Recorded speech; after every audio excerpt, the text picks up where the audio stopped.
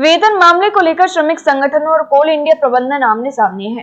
कोल India प्रबंधन ने वेतन 2 से 3 दिन रोकने का आदेश दिया है। इसको लेकर श्रम संगठनों के कदम आंदोलन की ओर बढ़ गए हैं। इसी कड़ी में संयुक्त मोर्चा के बैनर तले धुरी जीएम कार्यालय के समक्ष एक दिवसीय धरने का प्रदर्शन किया गया। श्रमिक नेताओं ने कहा कि कोयला प्रबंधन मजदूरों के 11वें वेतन समझौता को रोक रहा है। यह एक साजिश के तहत हो रहा है, जिसे अब बर्दाश्त नहीं किया जाएगा। यदि प्रबंधन पीछे नहीं हटता है तो चरणबद्ध आंदोलन किया जाएगा।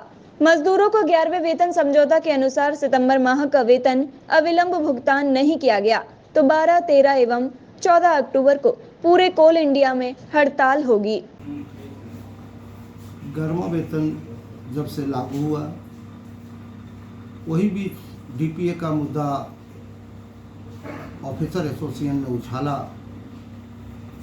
11वां वेतन बहुत अच्छे ढंग से संपन्न हुआ, मजदूरों को एरियर भी मिला और नियमित रूप से कोल इंडिया के वर्कर बहुत आश्वस्त थे जो मेरा वेतन सही ढंग से मिल रहा है, मेरा वेज बोर्ड जो है वो सही चल रहा है। मेरे संयुक्त ट्रेड यूनियन के मार्फत ये बातें हुई।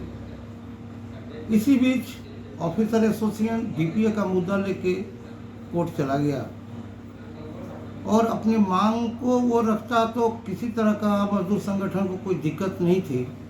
उन्होंने मजदूर का वेतन पर उंगली उठाया, जिसके निमित्त हमारा संयुक्त ट्रेड यूनियन के शीर्ष नेतृत्व ने एक निर्णय लिया, जब अगर डीपीए का मुद्दा उछालता है या कोर्ट इन लोग चला गया तो हम लोग कोल जगत पर हड़ताल करेंगे। इसी बाबत दिल्ली में कोल मंत्री के साथ और कोयला सचिव के साथ एक बैठक हुई, जिसमें चेयरमैन के आग्रह पर जो 3 दिन की हड़ताल थी, उन्होंने समय लिया। 3 से 5 जो हड़ताल थी वो समय लिया, आग्रह किया हमारा ट्रेड यूनियन के नेताओं से जब आप हड़ताल को आगे बढ़ावें।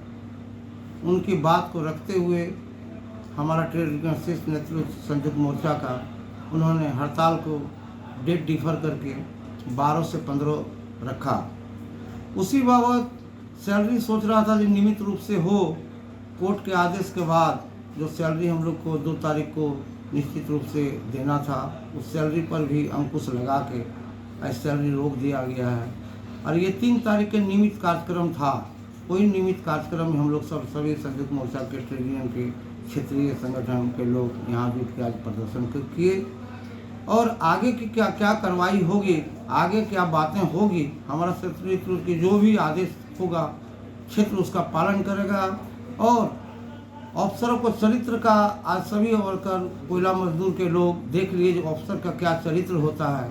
अगर मजदूर की कुछ सुविधाएं जब मिलती है तो उन लोग को नागवर गुजरता है। आप अपना मांग को रखें, हमारा शीर्ष नेतृत्व में किया, जो मजदूर पर अंकुश लगाने का आपको क्या जरूरत। आप अपने मांग को रखें, सरकार के बीच में रखें, कोल इंडिया के बीच में रखें और अपने मांग, मगर नहीं, ऑफिसर एसोसिएशन ने मजदूर के वेतन पर उंगली उठा के कोर्ट में जाके जो अपराध किया है वो उनको आज न कल भुगतना होगा। और ये सरकार को भी बदनाम करना चाहती है। अगर स्ट्राइक हुआ तो देश पे बहुत बड़ा असर पड़ेगा। राजस्व की क्षति राज्य सरकार, केंद्र सरकार के होने के अलावा जितने उद्योग धंधे हैं जो कोयला आधारित हैं वह स्वतः बंद हो जाएंगे। और मजदूर कमज़ोर नहीं, मजदूर अगर 3 दिन की घोषणा अगर सम्मानजनक इसमें विड्रो ऑफिसर एसोसिएशन और सरकार ने पहल नहीं की तो आगे और बड़ी कार्रवाई हो सकती है, लंबा आंदोलन चल सकता है। और ये कोल इंडिया का इतिहास में पहली बार अधिकारियों ने अंकुश लगाया है।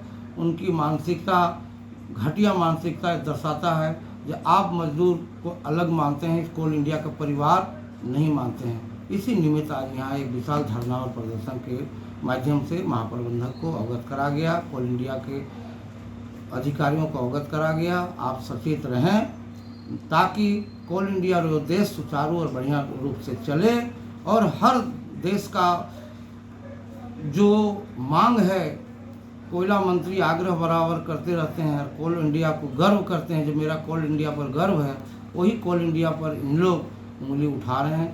ये जघन्य अपराध की श्रेणी में आता है। और मजदूरों के साथ अगर जो शोषण करना चाहता है तो मजदूर संगठन और मजदूर कभी शोषण होने नहीं देंगे। वो राष्ट्र हित में अपना कार्य करते आ रहे हैं और आगे भी कार्य अच्छे ढंग से करेंगे। यही मेरी आशा और विश्वास है।